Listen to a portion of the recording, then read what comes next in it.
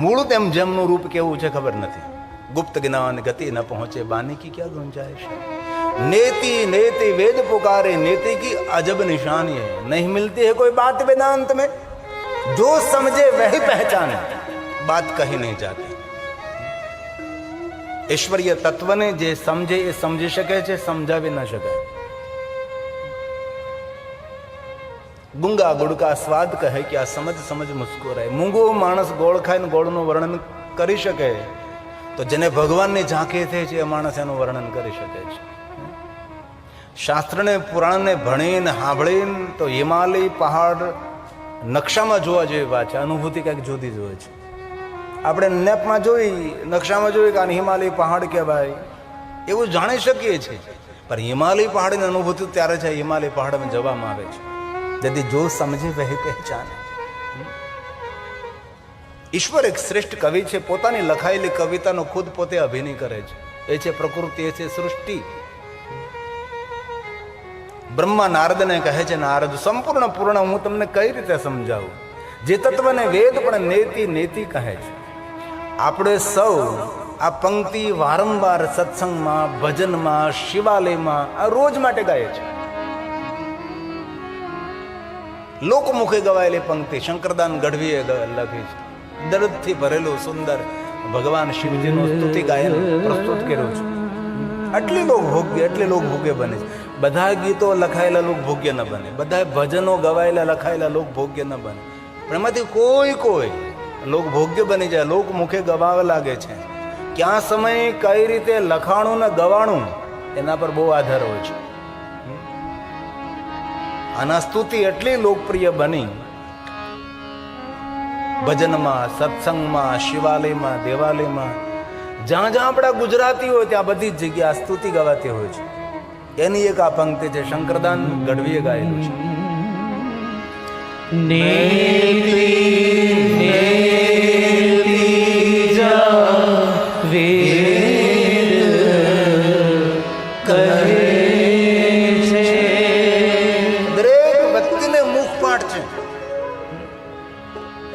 આપણો કોઈ ગુજરાતી એવો ને એવું જેને ગુજરાતીને આ પંક્તિ ન આવડતી હોય છે. આટલું લોકપ્રિય છે. અને કેટલી સુંદર આ પંક્તિ અર્થ ભરેલી, અર્થસભર છે.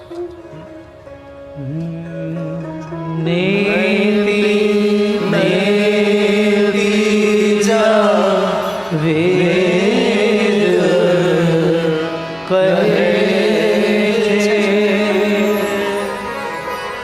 મારું ચિતડું ત્યાં જાવા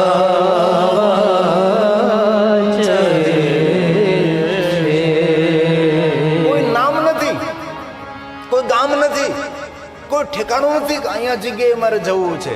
ક્યાં જવું છે તો કે નેતિ નેતિ જ્યાં પોકારે ત્યાં મારે પહોંચવું છે. કેટલી સુંદર અર્થસભર પંક્તિ છે.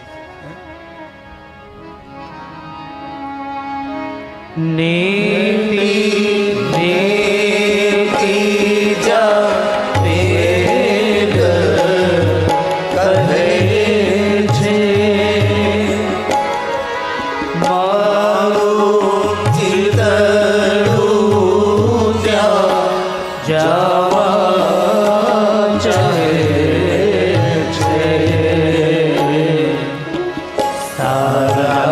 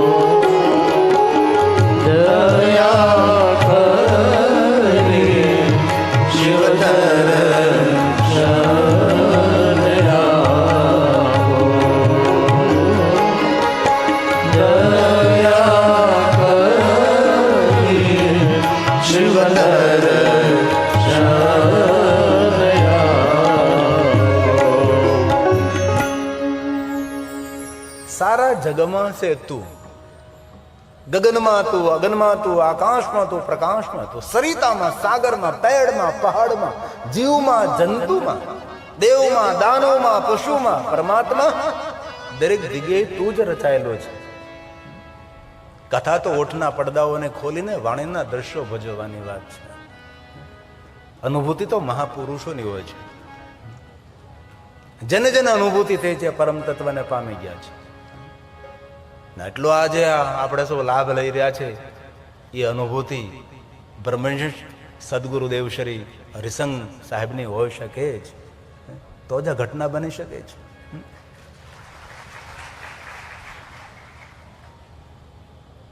એટલા શિસ્ત એટલા મૌન નથી આપ કથાનું શ્રવણ કરો છો. એમની તપસ્યા છે.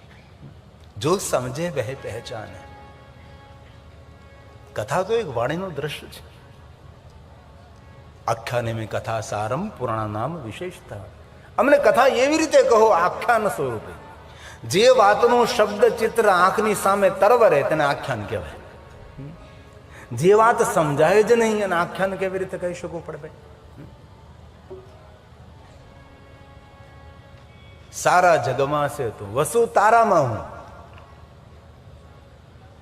કીડીમાં તું, કુંજરમાં તું, દેવમાં તું, દાનવમાં તું, માનવમાં તું, ગગનમાં તું, અગનમાં તું, આકાશમાં તું, પ્રકાશમાં તું, સરિતામાં, સાગરમાં, પેડના, પહાડમાં, જીવમાં, જંતુમાં પરમાત્મા તું જ રહેલો છે. આખી સૃષ્ટિમાં તું છે પરમાત્મા. અમે તને ક્યાં શોધવા જઈએ?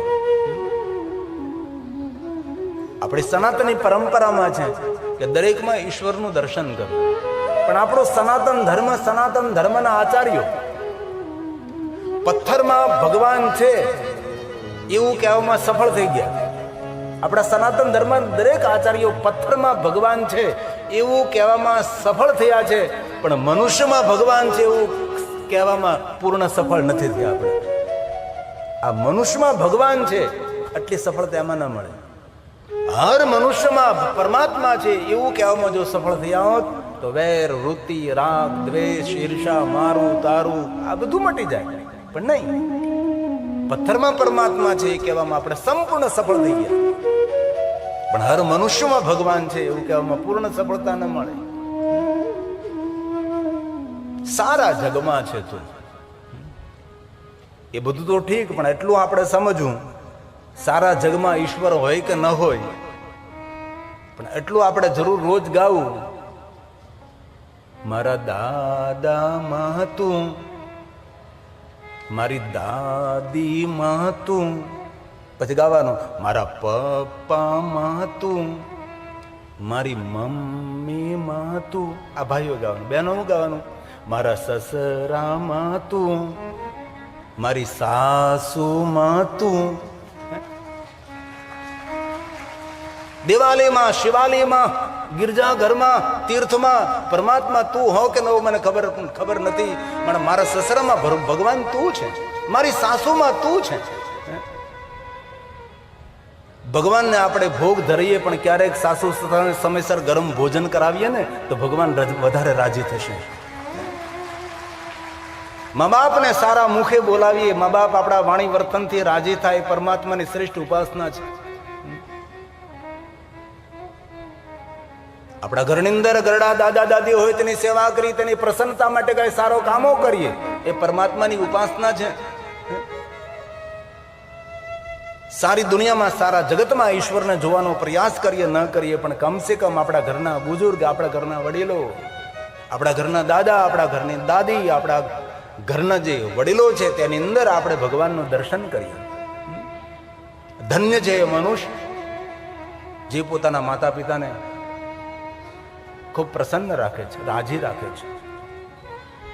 આપણા વ્યવહારથી, આપણી વાણીથી, આપણા જીવન ચરિત્રથી આપણે આ પિતાની પ્રસન્નતા ઈશ્વરના આશીર્વાદ છે. આપણી માતાની પ્રસન્નતા એ પરમાત્માના આશીર્વાદ છે. આપણા વાણી વર્તનથી, આપણા જીવન ચરિત્રથી આપણા માતા પિતા નારાજ ન થાય, કલંકિત ન થાય, એની સંપૂર્ણ તકેદારી, જિમ્મેદારી રાખતા એ આપણા જીવનની પૂજા છે. બહેનોએ પણ પોતાના ઘરની અંદર ગરડા દાદા દાદી હોય, સાસુ સસરા હોય, એમની સેવા કરવી એ ભગવાન મહાદેવની ઉપાસના છે, એ ભગવાન શિવની સેવા છે. ભગવાન સ્વયં શિવ કહે છે કોઈ પણ જીવને તૃપ્ત કરો, કોઈ પણ જીવને રાજી કરો, કોઈ પણ જીવને પ્રસન્ન કરો, એ મારી સ્વયંની પ્રસન્નતા છે. ભગવાન મહાદેવે સ્વયં કહ્યું છે કે પૂરા વિશ્વની અંદર હું રચાયેલો છું. બ્રહ્મા નારદને કહે છે, નારદ કઈ રીતે તમને સમજાવું? હું આ વાતને સમજવી સમજાવી બહુ જ કઠિન છે નારદ. તેથી હું કથાના પ્રારંભમાં કોઈ ભગવાનને પ્રણામ નથી કરતો. જો કોઈ ભગવાનને પ્રણામ કરું તો એમનો પણ કોઈ ભગવાન હોય, બ્રહ્મને પ્રણામ કરું તો એમનો કોઈ બ્રહ્મ હોય.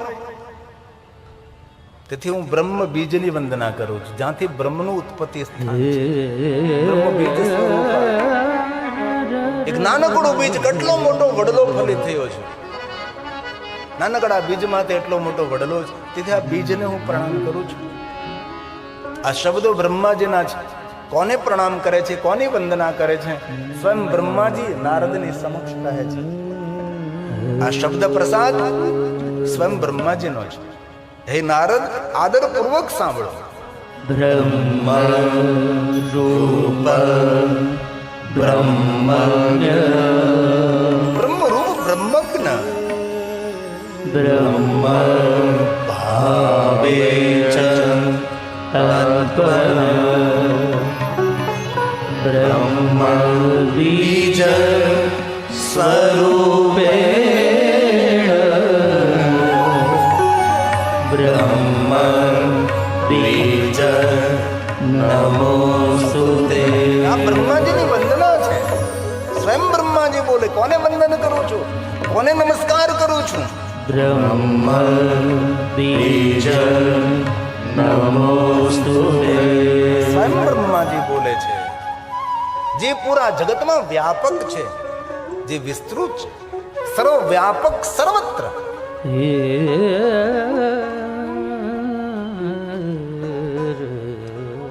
આ બ્રહ્માજી નારદને સમજાવવાનો પ્રયાસ કરે છે. હે નારદ, સર્વવ્યાપક સર્વજ્ઞ સર્વ વ્યાપક છે, સર્વજ્ઞ છે. જ્યાં આપણે ઉપસ્થિત ત્યાં તો ઈશ્વર છે જ. જ્યાં આપણી ઉપસ્થિતિ નથી ત્યાં પણ ઈશ્વર સંપૂર્ણપણે છે. હરિ વ્યાપક સર્વત્ર સમાન પ્રેમ સે પ્રગટ હોય મેં જાન. એ પરમાત્મા, એ ભગવાન છે. શિવ મહાપણ એટલો સરળ વિષય નથી. વિધિ વિધાનથી ભરેલો ગ્રંથ છે. આમાં લોકભોગ્ય કથાઓ, લૌકિક કથા, આપણે સાંસારિક બધી કથાઓ, શિવ મહાપ્રાણની અંદર બહુ જૂજ નહીં વાત. તેથી વર્ષો બાદ આ ગ્રંથને એટલી લોકપ્રિયતા મળે છે. આ બ્રહ્માજીના સુંદર શબ્દો છે. ભગવાન ક્યાં છે? તો કહ્યું સર્વવ્યાપક સર્વજ્ઞ. આપણે જાણીએ છીએ તો એ જાણે જ છે, પણ આપણે જે નથી જાણતા એ પણ ઈશ્વર બધું જાણે છે. દુનિયાની બધી શક્તિઓ જેની અંદર સમાયેલી છે એ ઈશ્વર છે. સર્વશક્તિ સમન્વિત ઈશ્વર સુંદર નથી, પરંતુ અતિ સુંદર દેવેશ નમસ્તે જગદીશ્વર નમસ્તે જગદીશ્વર. જગતને પ્રકાશિત કરનારા ઈશ્વર છે. એ ભગવાનને હું પ્રણામ કરું છું. ગુણાતીત છે, ગુણાધાર છે. અનંત ગુણ જેના અંદર, ગુણ બીજમ ગુણાત્મક. નિરાકર બ્રહ્મનું વર્ણન બ્રહ્માજી સ્વયં કરે છે. ભગવાન કોણ, ભગવાન ક્યાં છે, કેવો છે? ગુણાતીત ગુણાધાર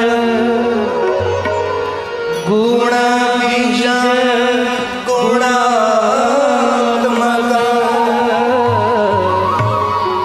ગુણેશ ગુણિના બીજ ગુણિના ગુણવે નમઃ.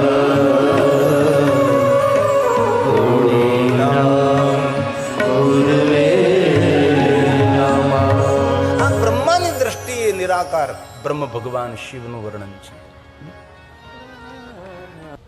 તો બ્રહ્મા નારદને કહે છે, નારદ, એ તત્વને સમજવું, સમજાવવું એ શબ્દોનો વિષય નથી નારદ. પણ આટલું સુંદર જગત છે તો જગતનું સર્જન કરનાર કોઈ તો હોય ને નારદ. આપણી આંખો દ્વારા જે આપણે જોઈ રહ્યા છીએ, ભલે સર્જન કરનારને આપણે નથી જોયું, પણ સર્જન કરનાર કોઈ તો છે. તવેશ્વર્યમ યત જગદ ઉદય રક્ષા પરલે ત્રિવસ્તુ વ્યસ્તમ દૃશ્યુગુણ ભિન્નાશુ તનુષુ. કોઈ તો છે, ત્રિવેદ જેની ખોજમાં છે. ત્રિવસ્તુ વ્યસ્તમ, વ્યસ્ત રહે, કાર્યરત રહે છે. કોણ છે, ક્યાં છે, કેવો છે, ક્યાં બેઠો છે, પણ વેદોની વાણી અટકી જાય છે. તવેશ્વર્યમ, તમે ઈશ્વર કેવા છો? જગદ ઉદય, જગતનો ઉદય કરો છો, જગતની રક્ષા કરો છો, અંતે જગતની રક્ષા કરતા અવસર આવતા જગતનો લય પણ કરો છો, જેને પ્રલય કહીએ છીએ આપણે. આ કોઈ તત્વ તો છે. ઈશ્વર્યમ યત જગદુદય રક્ષા પ્રલયકૃત. જગતનું સર્જન કરનાર કોઈ પરમપિતા, કોઈ પરમાત્મા, કોઈ આદિ, કોઈ અનાદિ, કોઈ તો છે. જેને જાણવા માટે, જેને ખોજ કરવા માટે ત્રિવેદ નિરંતર પ્રયાસ કરે છે, વ્યસ્ત રહે, કાર્યરત રહે છે. બ્રાહ્મણોમાં જે બે વેદના જાણતા હોય તેને દ્વિજ કહેવામાં આવે. અમે દ્વિવેદી. 3 વેદને જાણનાર તેને ત્રિવેદી કહેવામાં આવે છે, અને 4 વેદને જાણનાર ચતુર્વેદી કહેવામાં આવે છે. ગુજરાતમાં ચતુર્વેદી ઓછા છે, દ્વિવેદી પણ ઓછા છે, ત્રિવેદી જાજા છે. જે વેદને જાણનાર છે ચતુર્વેદી, ત્રિવેદી બહુ છે. ત્રિવસ્તુ વ્યસ્તમ ત્રિષુ ગુણ ભિન્નાશુ તનુષુ. આ શબ્દ પ્રસાદ પુષ્પદંત મહારાજનો છે. ઈશ્વરનું સર્જન કરનારા કોઈ તો છે, કોઈ પરમપિતા. તવેશ્વર્યમ, તવીશ્વર્યમ યત જગદુદય રક્ષા પ્રલયકૃત ત્રયીવસ્તુ વ્યસ્તમ ત્રિષુ ગુણ વિનાશુ તનુષુ. પણ આ તત્વને માનવા માટે ઘણા એ તૈયાર ને સ્વીકારતા જ નથી. કોણ? અભવ્યા નામસ્મિ. ભાવહીન લોક, ભક્તિહીન લોક રમણીય વાતો કરે. ભારત દેશમાં એક પરંપરા છે અનઈશ્વરવાદી લોક. ઈશ્વર નથી માનતા, એ લોકો ઈશ્વરને સ્વીકારતા જ નથી. જગત કેવી રીતે ઉત્પન્ન થઈ ગયું? પાણીમાં એક પરપોટો થયો, બસ એવી રીતે જગત ઉત્પન્ન થયું. અનઈશ્વરવાદી, સનાતન ધર્મથી ભડકાવનારા માણસો છે, ઈશ્વરના વિરોધ કરનારા માણસો છે. મોટું સંગઠન ભારતમાં થઈ રહ્યું છે તેનું, સનાતન ધર્મને તોડવા માટેનું. આપને ખબર હોય કે ન હોય પતા નહીં. રમણીય વાતો કરે છે. સાંભળવામાં આપણને રસ પણ પડે છે, પણ ખરેખર આપણા માટે અરમણીય છે. એવા લોકોના પ્રવચનો થોડી વાર આપણે સાંભળીએ તો આપણને એમ થાય કે ખરેખર ઈશ્વર છે જ નહીં, ભગવાન જેવું આ દુનિયામાં છે જ નહીં. મુખર હતી, આટલા બધા મુખરો હોય કે દ્રષ્ટાંતો સાથે, તર્ક કુતર્ક સાથે વાતને આપણા મગજમાં બેસાડી દે. ખરેખર ભગવાન નથી. આવા લોકો માટે કહ્યું છે અભવ્યા નામ. અભવ્યાનામસ્મિ વરદ રમણીયામરમણી. ભગવાન મહાદેવનું નામ છે વરદ. વિહંતુ વ્યાક્રોશી વિદધતૈહે કે જડધિય. જડબુદ્ધિ વાળા માણસો, વિદધતૈહે કે જડધિય. જડબુદ્ધિ વાળા માણસો ઈશ્વર વિરોધી વાતો કરે છે, અને આવા માણસોની પાસે બેસવું નહીં. જીવનમાં આધ્યાત્મિકતા બહુ જરૂરી છે. અત્યારે મનોવૈજ્ઞાનિક ડોક્ટરો વધી રહ્યા છે. અત્યારે શરીરની દવા આ સમયની અંદર ઓછી વેચાય છે, જાજી તો માનસિક રોગોની દવા વેચાઈ રહી છે. એટલા બધા લોકો માનસિક રોગી બની રહ્યા છે, જેને આપણે ડિપ્રેશન કહી, હતાશા, નિરાશા, ઉદાસીનતા, તણાવગ્રસ્ત લોકો બનવા લાગ્યા. હારા હારા માણસો, મોટા મોટા ઉદ્યોગપતિ, મોટા મોટા ધનપતિઓ માનસિક રોગના શિકાર બનવા લાગ્યા છે.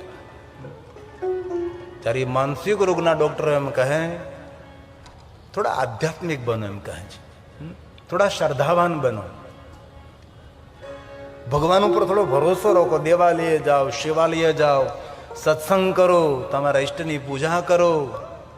આવું ડોક્ટરો કહેવા લાગ્યા લોકોને. શરીરમાં કોઈ રોગ થયો હોય તો કોઈ ઔષધથી, કોઈ દવાથી સારો થઈ શકે છે, પણ માનસિક રોગો આજે વર્તમાનની અંદર વધવા લાગ્યા છે. અને માનસિક રોગ 3-3, 4-4, 5-5, 6-6, 7-7 વર્ષે, ઘણા તો આજીવન નીકળતા નથી બહાર તેમાંથી. પુષ્પદંત કહે છે તર્ક કુતર્ક કરનારા માણસો ખૂબ ધ્યાન રાખજો. ઈશ્વર વિરોધી વ્યક્તિ હોય તેનાથી દૂર રહેવું. જેના જીવનમાં આધ્યાત્મિકતા ન હોય, પરમાત્મા પર શ્રદ્ધા ન હોય, વિશ્વાસ ન હોય, એવા લોકોથી દૂર રહેવું. જીવનમાં આગળ વધવા માટે કોઈ પણ ક્ષેત્રની અંદર આધ્યાત્મિકતા જરૂરી છે, પરમાત્મા પર વિશ્વાસ હોવો જરૂરી છે. શ્રદ્ધા તો આપણા માટે અમૃત છે, વિશ્વાસ તો આપણો શિવ છે ને શ્રદ્ધા તો આપણી માં છે. શ્રદ્ધા સાથે કરેલું નાનકડું સત્કર્મ બહુ જ મોટું ફળ આપે છે. શ્રદ્ધા વિહીન કરેલું મોટું કોઈ સત્કાર્ય કોઈ ફળ નથી. તેથી આપણું જીવન શ્રદ્ધાથી ભરેલું હોય, આપણું જીવન વિશ્વાસથી ભરપૂર ભરેલું હોય. રામચરિતમાનસ, તુલસી, શ્રદ્ધા કોણ છે? એ અમારી માં ભવાની છે. વિશ્વાસ કોણ છે? એ અમારું શિવ છે. આ તુલસીનું બયાન, આ તુલસીનું વચન છે. શંકરો શ્રદ્ધાવાન ભવે, શ્રદ્ધાવાન બની. શ્રદ્ધા વિશ્વાસ રૂપિણો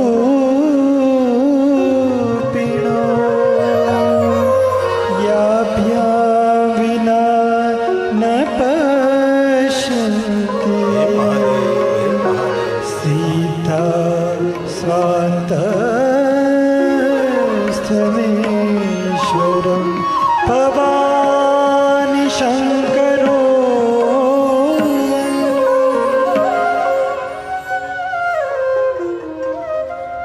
તેથી જીવનમાં આધ્યાત્મિકતા બહુ આવશ્યક છે. જેનામાં આધ્યાત્મિકતા નથી, જેનામાં વિશ્વાસ નથી, જેનામાં પરમપિતા પરમાત્મા ઉપર કોઈ શ્રદ્ધા નથી, પ્રાણ હોય તો પણ તે પ્રાણ વિહીન કહેવાય છે. જ્યાં સુધી યુવાની છે, જ્યાં સુધી બધું સરખું ચાલે છે, ત્યાં સુધી કોઈ વાંધો નથી. પણ જ્યારે જ્યારે અવળું હવળું ચાલવા લાગે અને જ્યારે ઉંમર આપણે ઢળે છે, જ્યારે આધ્યાત્મિકતાની બહુ જરૂર પડે છે. માણસે વળવું જ પડે છે મંદિરે. ઘણા લોકો એમ કે હું મંદિરે નથી જતો, ભગવાનની પૂજામાં નથી માનતો, હું કથા કીર્તન સત્સંગ નથી માનતો. નહીં નહીં, એ કરવું જ પડે. ઘણા લોકો વિચાર ક્રાંતિ વાળા માણસો હોય, હંમેશા પ્રચાર પ્રસાર કરો તો હોસ્પિટલો બનાવો. હોસ્પિટલો બનાવો તેનો વાંધો નથી, પણ મંદિરોનો વિરોધ કરવાનો તમને કોને અધિકાર આપ્યો છે? શરીરનો રોગી હોય હોસ્પિટલ જાય, પણ મનનો રોગી હોય તો મંદિર જ જવાનો ને. અમારી કથાની અંદર અનુભવ મારો થયો તો કોઈ બહુ જ ક્રાંતિકારી સમાજ સુધારક માણસ આવ્યા હતા, એટલો બધો મંદિરનો વિરોધ કરે, ગજબ ગજબનો. હોસ્પિટલો બનાવો, હોસ્પિટલો બનાવો એવું બોલતા હતા. પછી એમનું પ્રવચન પૂરું થયું. મેં કહ્યું તમારી હોસ્પિટલમાં જેટલા ડોક્ટરો નોકરી કરે ને, ડોક્ટરને પૂછી લેજો કે હોસ્પિટલ પછી આવે પહેલા કોઈ મંદિરે દર્શન કરવા જતા હશે. મંદિરે દર્શન કર્યા બાદ ડોક્ટર જતો હોય છે તેની હોસ્પિટલ. એટલે જેટલી હોસ્પિટલોની આવશ્યકતા એટલે મંદિરોની પણ આવશ્યકતા તો ખરી જ ને. વિરોધ કરવાની જરૂર નથી, વાતને સમજવાની કોશિશ કરીએ આપણે. તેથી શ્રદ્ધાવાન બની. પુષ્પદંત કહે કિમે હે કિમ કાય છે ખલુ કિમ ઉપાય છે. ઈશ્વર છે તો ઈશ્વર ક્યાં છે, કેવો છે, તેની કાયા કેવી છે, ક્યાં બેઠો છે, કેમાં ધારો, કિમ ઉપાય, ક્યાં ઉપાયથી જગતનું સર્જન કર્યું, કેમાં ધારો ધાતા, ક્યાં બેઠા બેઠા, ક્યાં ઉપાદાન વડે જગતનું સર્જન કર્યું. આ પુષ્પદંત મહારાજનો તર્ક છે.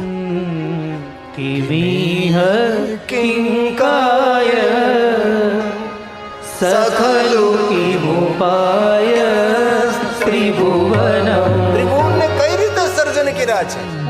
આટલું સુંદર જગત છે તો સર્જન કેવી રીતે કર્યા? ક્યાં બેઠા, કઈ જગ્યાએ, ક્યાં ઉપાદાન, ક્યાં સાધનો વડે જગતનું નિર્માણ કર્યું છે? કિમાધારો દાતા સૃજતિ કિમોપાદાન ઇતિ ચ અતઃ કૈશ્વર્યેસ્તવ્ય યનવસદુષ્ટો અતતિય કૃતર્કોયં કાશી મુખરયતિ મોહાય જગત મુખરયતિ મોહાય જગત.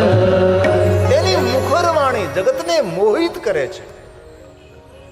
ઈશ્વર વિરોધી લોકો એટલું પ્રવચન કરે છે, થોડી વાર તો આપણને પણ એવું થવા લાગે ખરેખર આ માણસની વાત સાચી છે, પણ અંતે વિચારીએ તો લાગે કે નહીં, આપણા માટે એ યોગ્ય નથી.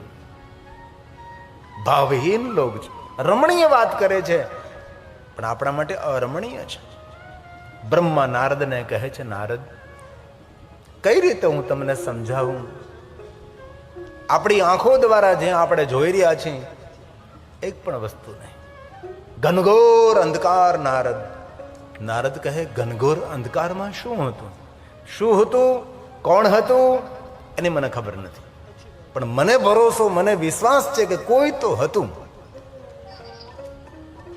જેનું કોઈ રૂપ નથી, જેનો કોઈ રંગ નથી, જેનો કોઈ આકાર નથી. એવા પરમપિતા પરમાત્મા જેમને નામ આપવું એ પણ મારા માટે અપરાધ છે, પણ એ તત્વને સમજવા માટે નામ આપું છું. બ્રહ્મ તત્વ એકમાંથી અનેક. તેથી હે નારદ, આપની આંખો દ્વારા જે આપ અત્યારે જોઈ રહ્યા છો એ જ ઈશ્વરનું સ્વરૂપ છે. સૂર્ય પણ એ પરમપિતા પરમાત્મા ભગવાન શિવનું સ્વરૂપ છે. ચંદ્ર પણ શિવ છે. આ સ્વયં બ્રહ્માજી નારદને સમજાવે છે. એકમ બહુતિ બન, એકમાંથી અનેક, એકમાંથી અનેક. કઈ રીતે સમજાવું નારદ તમને? સૂર્યમાં પણ એ છે, ચંદ્રની અંદર પણ તે રહેલો છે, આકાશમાં પણ તે જ છે, પૃથ્વીની અંદર પણ તે છે. અને શિવ મહાપડ ગ્રંથમાં બ્રહ્માજીએ નારદની સામે અષ્ટમૂર્તિઓનું જે વર્ણન કર્યું છે એમાં ભગવાન શિવને જોવાનો સંપૂર્ણ પ્રયાસ થયો છે. શિવ મહાપડ ગ્રંથમાં તો તેનો વિસ્તાર છે જ, પણ આ વાતને પુષ્પદંત મહારાજે પણ નથી છોડી. અષ્ટમૂર્તિનું જે વર્ણન છે એમાં સૂર્યમાં ભગવાન શિવને જોવામાં આવે છે. ત્વમર્કસ્ત્વં સોમસ્ત્વમસિ પવનસ્ત્વં ભૂતવઃ સ્ત્વમપસ્ત્વં વ્યોમ ત્વમુધરણીરાત્મા ત્વમિતિ ચ. જે કઈ આપણી આંખો દ્વારા જોઈએ છીએ એ જ પરમાત્મા શિવ છે. નારદ ક્રમશઃ જેને અષ્ટમૂર્તિ તરીકે આપણે જેનું દર્શન કરીએ છીએ. ભગવાન શિવની મૂર્તિ કેટલી છે? 8 છે. અને 8 મૂર્તિઓ દ્વારા જગતની અંદર ભગવાન શિવજી ફેલાયેલો છે, વિસ્તરેલો છે. આપણે અષ્ટક શા માટે ભાઈ? લિંગાષ્ટક, શિવાષ્ટક, બિલ્વાષ્ટક, રુદ્રાષ્ટક, 8 પંક્તિ શા માટે? કારણ કે ભગવાન શિવના રૂપો 8 રહેલા છે. એમાં ક્રમશઃ 8 મૂર્તિઓનું વર્ણન શિવ મહાપડ ગ્રંથમાં છે.